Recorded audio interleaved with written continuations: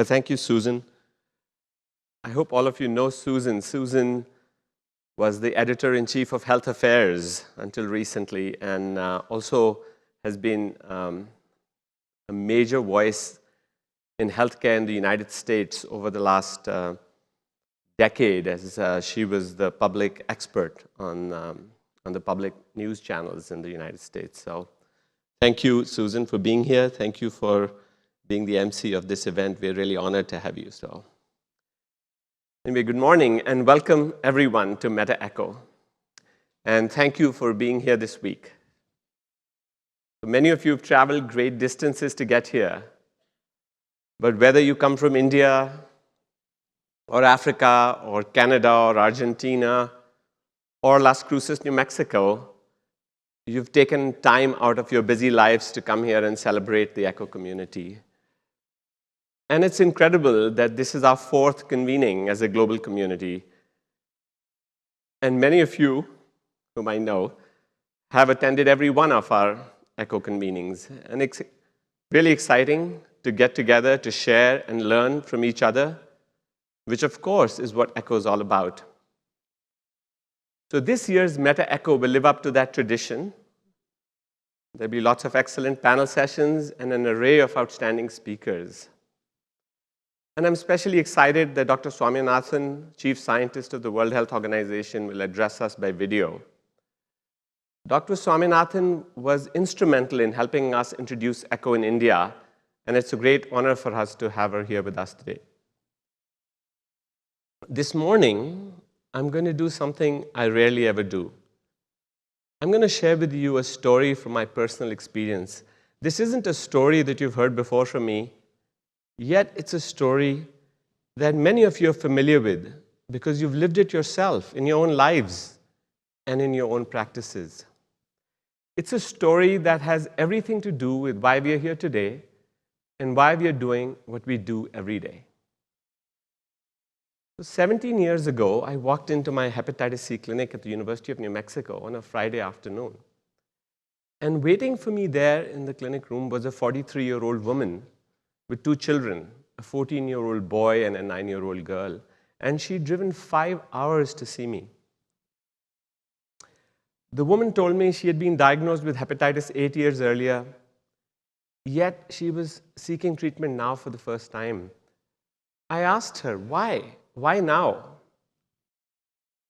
She said when she learned of her diagnosis, her doctor told her the treatment would be like chemotherapy and would require 12 trips to Albuquerque over the course of a year. She might as well have been told to go to another country for treatment. Not only did she not have a reliable car, she couldn't afford to take time off work to make these trips. Missing work for her meant losing money, which she needed to house her family and to feed her family. It just wasn't possible. So she didn't seek treatment. A few years later, her husband passed away in a car accident, leaving her as the family's sole provider. But now, today, she was having pain on the right side of her abdomen, and it was interfering with her ability to do work. And that's why she finally came to see me. And I performed some routine tests and found that she had advanced liver cancer. She was not a candidate for liver transplant, and the cancer was too large to be removed surgically. In fact, there was nothing we could do to prolong her life. And she passed away 5 months later. I asked myself, why did this woman have to die? After all, we had the medicines, the knowledge to treat her, the expertise to treat her. But it wasn't enough. Yes, we possessed the knowledge needed to cure hepatitis C. But she didn't have the resources to get to us. And that precious, life-saving knowledge simply didn't exist where she lived. A 5-hour car drive was too great a barrier for her to overcome.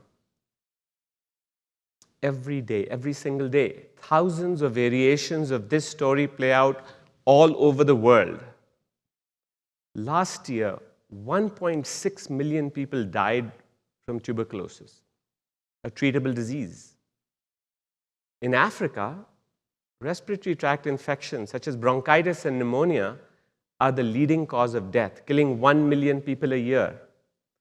Another 643,000, many of them children, die every year from diarrheal diseases. And every single day, 15,000 children around the world die before their 5th birthday. Many of them die of diseases that can be prevented, treated, and even cured, often very inexpensively. All for the same reason: the wall that stands between people in need and the knowledge needed to save them. We are here today to break down that wall now and forever.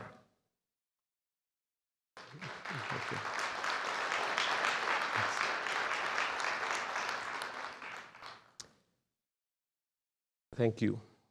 We are here because we believe that life-saving knowledge must not be monopolized. It must be shared freely to benefit all who need it, wherever they are. And in place of an impassable wall, we are building communities of learning and sharing, communities dedicated to saving and improving lives around the world. And that's what Project ECHO is about. Look at what happens when we break down the walls that separate people from knowledge. Look at what happens when we allow knowledge to flow freely so that people are empowered no matter where they live. We are working together to eliminate hepatitis C in the country of Georgia and in India's Punjab state. We are part of the global effort to end tuberculosis with programs in Asia, Africa, North and South America. In Africa, ECHO is spreading so rapidly that by the end of this year, we'll have a presence in every nation on the continent, after only starting in 2015.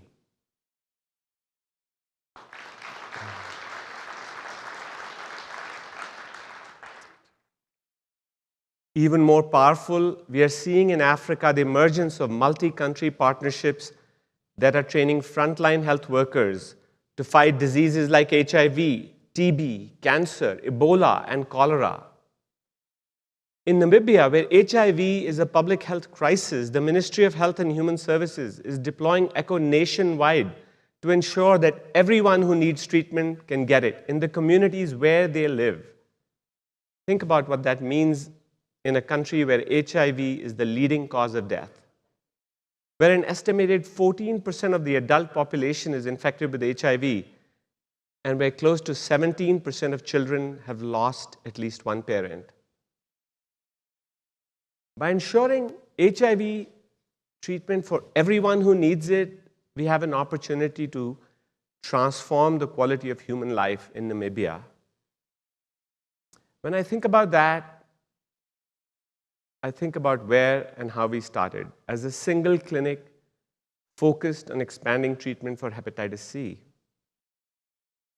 That was in 2003, not that long ago.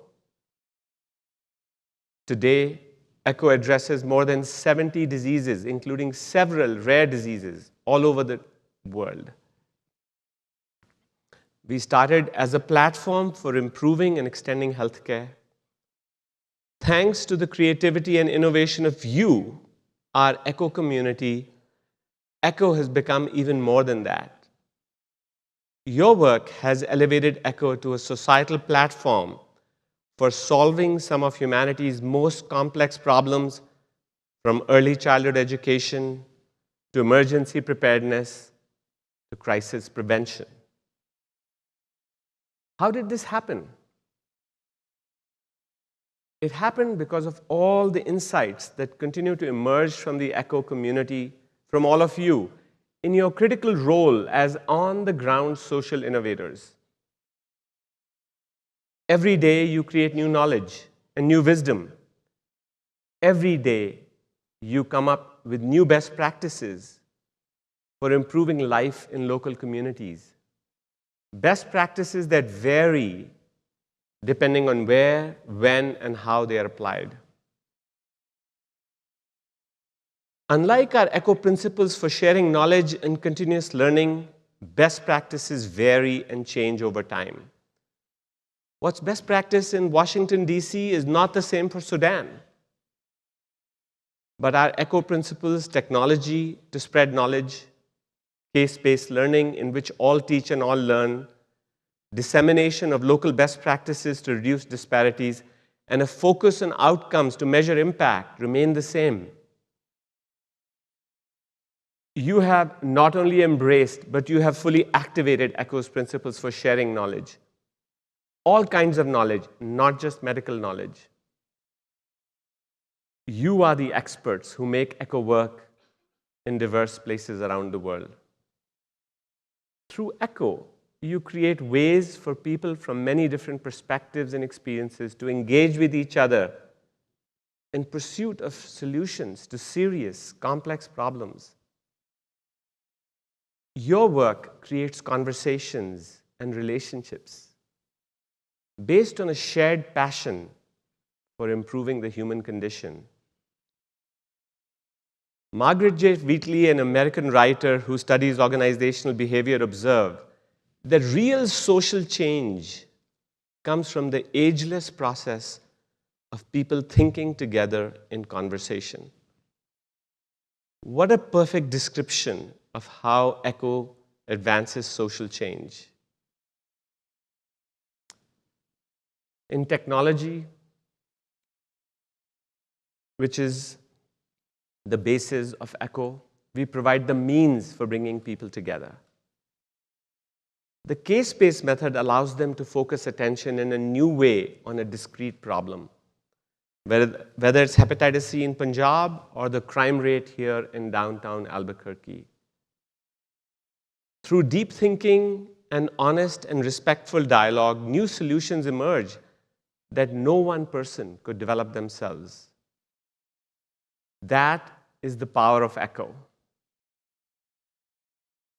Recently, I was at a meeting in Malaysia where the US National Cancer Institute invited leaders from Africa who are using ECHO to develop cancer control plans in their countries. In my conversations with these leaders, what struck me the most was what they learned from each other, practical, on-the-ground learnings about how to control cancer in their local communities.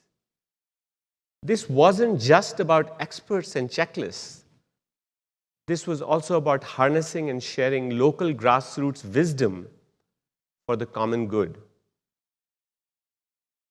And that is why ECHO works. It magnifies the power of local communities, and that is why people join ECHO. Look at what is happening in India.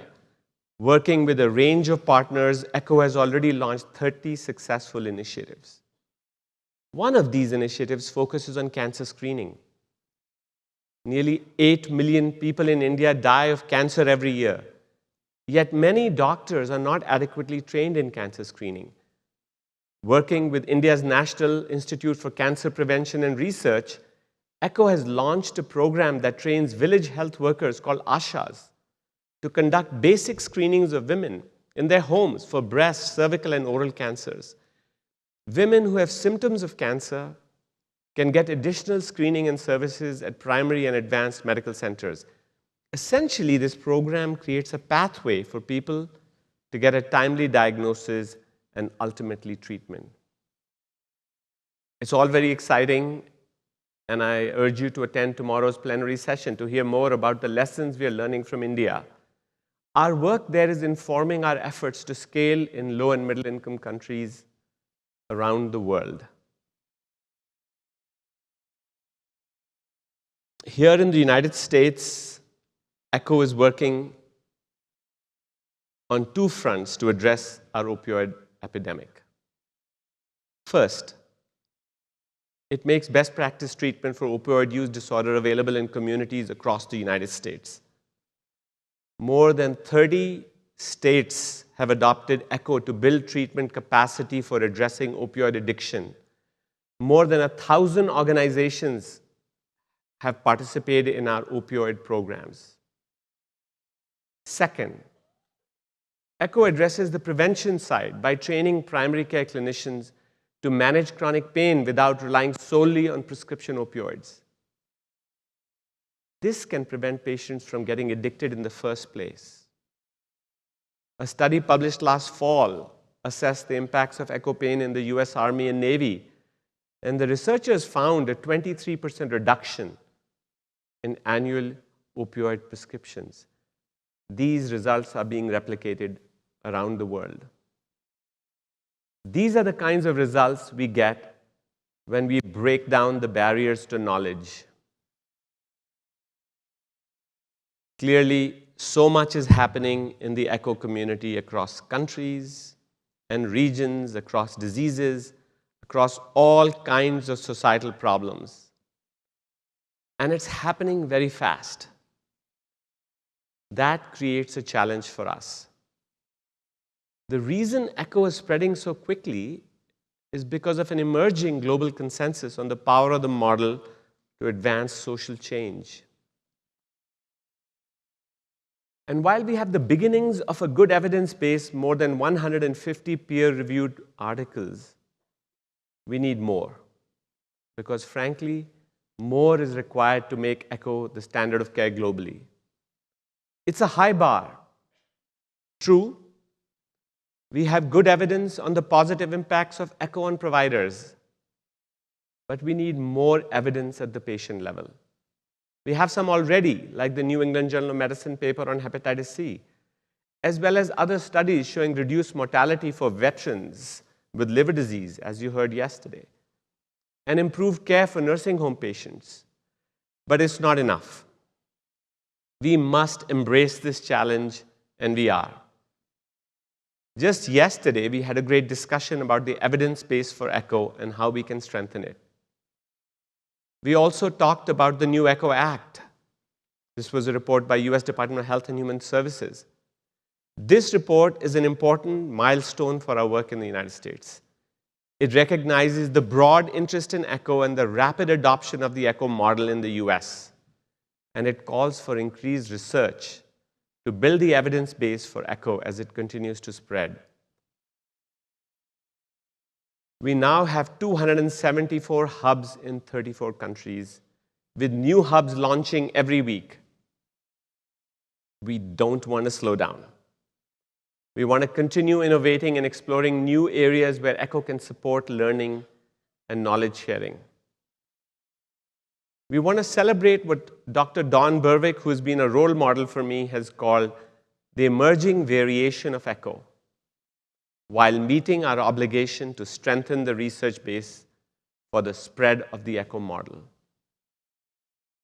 I invite you all to join in this research endeavor. It is a critical challenge because if we want echo to become the norm for healthcare globally, if we want to touch 1 billion lives, we will need to do this, and we will. And I know we will because of all of you in this room. Margaret Wheatley, whom I quoted earlier, also said, "There is no power for change greater than a community discovering what it cares about." Friends, you embody that power for change, all of you, because we know what we care about: reducing human suffering and improving and saving lives all over the world.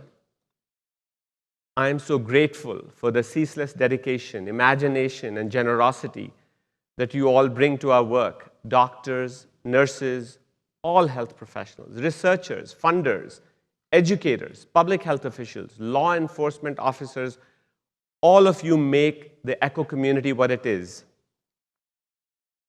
It fills me with not just hope, not just optimism, but certainty that together we will make the world a better place. It makes me think about the people we are helping right now, like the 48,000 people in Punjab with hepatitis C who received treatment enabled by Project ECHO. Cure rates there exceeded 90%. They will not get cirrhosis. They will not get liver cancer. They will not die of hepatitis C. and their families will not have to endure their loss. They make me think of the patient I met in Albuquerque 17 years ago, whom we could not help, and who died because of the wall that separates life-saving knowledge from the people who need it. My friends, we want to break down that wall and replace it with our caring communities of learning, sharing, and abundance. Thank you so much, all of you, for everything you do. Thank you for being our ECHO community. Thank you. Thank you.